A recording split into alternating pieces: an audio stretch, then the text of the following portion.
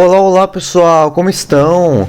Estou trazendo mais um vídeo para o canal. E hoje pessoal, estou fazendo a parte 2 do vídeo que eu fiz sobre a Primeira Guerra Mundial. Mas antes de começarmos o vídeo, deixa o like, se inscreve no canal e ativa o sininho para não perder notificações de vídeos de outros temas de história. E também divulgue o canal para seus amigos, para seus colegas e também para a sua família. Eu ficarei grato se você fizesse isso. E também vai ajudar o canal a crescer ainda mais. Você só vai estar me ajudando. Então é isso pessoal, vamos lá pro vídeo sem mais delongas. Bom pessoal, fazendo um breve resumo da parte 1 do vídeo. O arquiduque Francisco Ferdinando tinha sido assassinado pelo Gravilo, que era um revolucionário eslavo. Desde então as tensões entre a Áustria e a Sérvia só aumentaram, e tinha sido iniciada a Primeira Guerra Mundial.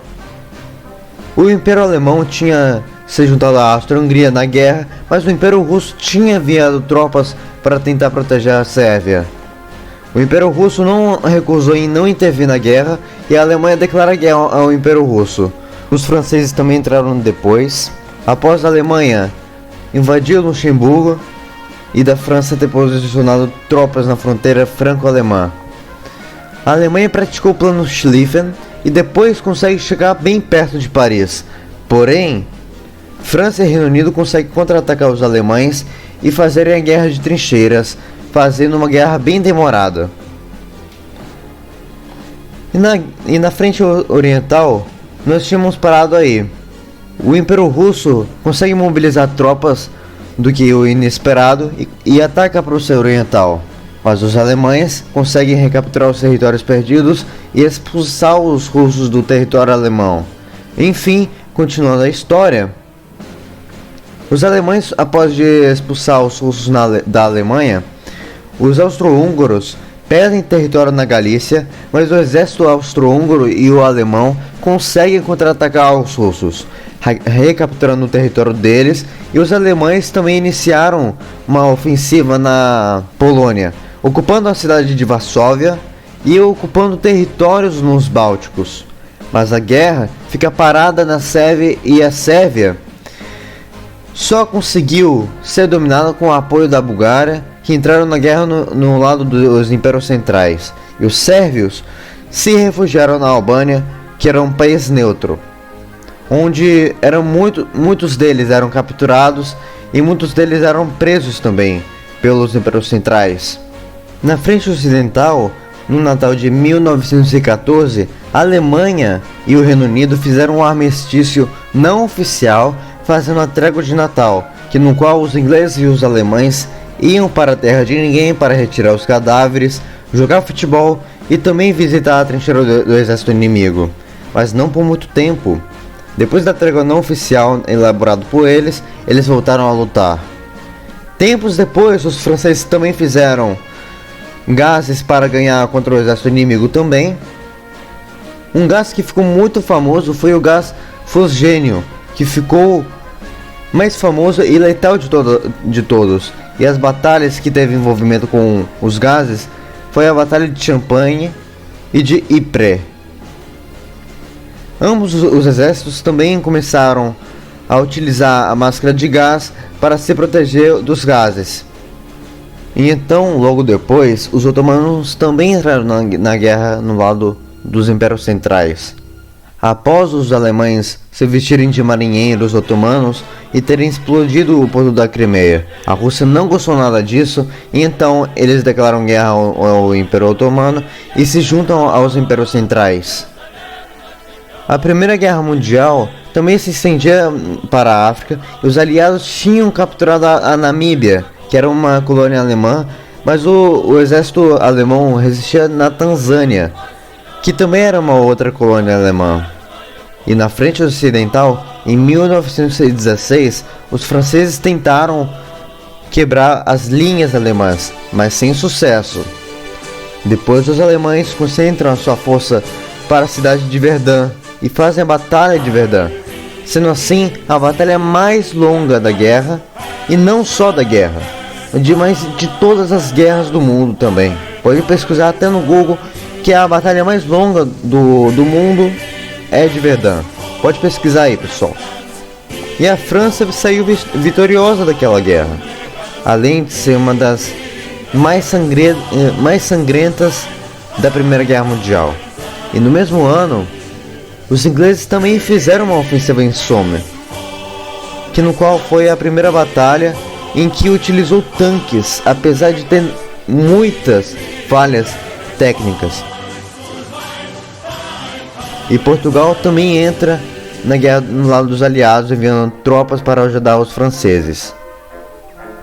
A Itália também entra na guerra no lado dos aliados, pois foi prometido territórios como o Tirol do Sul, e inicialmente eles conseguem ocupar alguns territórios, mas depois os austríacos conseguem recapturar os territórios perdidos nos Alpes.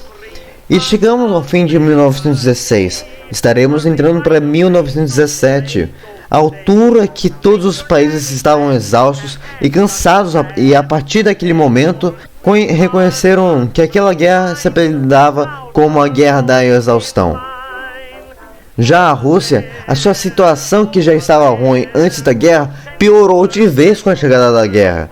Muitos nem tinham o que comer e a moral já era extremamente baixa. Então Nicolau II, que era o imperador da Rússia, abdica do poder do Império Russo e chega um novo governo provisório, no qual também decide continuar na guerra, e a população também não gostou disso. Então chega o movimento bolchevique, comandado por Lenin, e eles prometiam 3 coisas: pão, paz e terra. Pão, que era comida; paz, que era sair da Primeira Guerra Mundial; e a terra, que era a reforma agrária dos agricultores. Depois disso, os alemães fazem um bloqueio marítimo contra a Inglaterra, afundando quaisquer navios que chegassem na ilha. Isso resultou, e os ingleses sofreram efeitos com isso. E a Alemanha não parou por aí. Eles enviaram um telegrama para o México, para caso os Estados Unidos entrassem na guerra, eles invadissem. E o Reino Unido interceptou o telegrama que a Alemanha tinha enviado para o México, e os Estados Unidos se juntam na guerra no lado dos aliados. Então a Revolução Russa começa, e a Rússia é dividida entre os bolcheviques e os brancos, que eram anti-bolcheviques, que eram monarquistas, que eram a favor da monarquia absoluta na Rússia. E também no qual a Rússia faz um tratado de paz com os alemães, tendo a Ucrânia, os Estados Bálticos e a Polônia como fantasmas da Alemanha. E o tratado de paz que foi chamado disso foi o Tratado de Brest-Litovsk. Enfim, o Brasil também entra na guerra, mas não teve um papel tão importante. Apenas ajudaram a enviar médicos e a enviar a marinha para patrulhar os mares.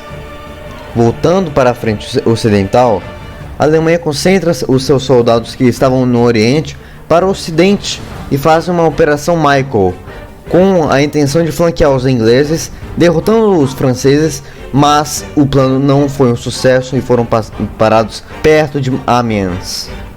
Depois disso, a Alemanha iniciou a Operação Georgette, atacando o norte para tentar expulsar o exército aliado, mais uma vez sem sucesso na ofensiva, e são parados novamente. Então, os alemães iniciam outra operação chamada Blücher York, onde conseguem chegar perto ao rio Marne, mas são mais uma vez parados pelos aliados. E a partir desse momento, os alemães começam a bombardear Paris com a nova tecnologia chamada de Paris Geschütz.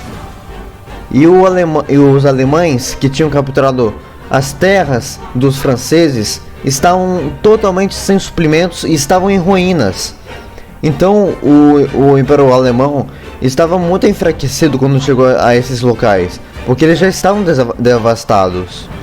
Então, com a chegada dos americanos na frente ocidental, todos eles fizeram um contra-ataque contra os alemães, recapturando várias regiões tomadas pelos alemães, até a linha Hindenburg, que era uma linha fortificada dos alemães. E a Áustria-Hungria acaba desistindo da guerra a 3 de novembro de 1918 e tendo seu país totalmente desunido. Já a Alemanha vira uma república, tendo assim revoltas comunistas na Baviera, Anti-Kaiser, e se rende em 11 de novembro de 1918 às 11 horas, ou seja, dia 11, mês 11 e 11 horas.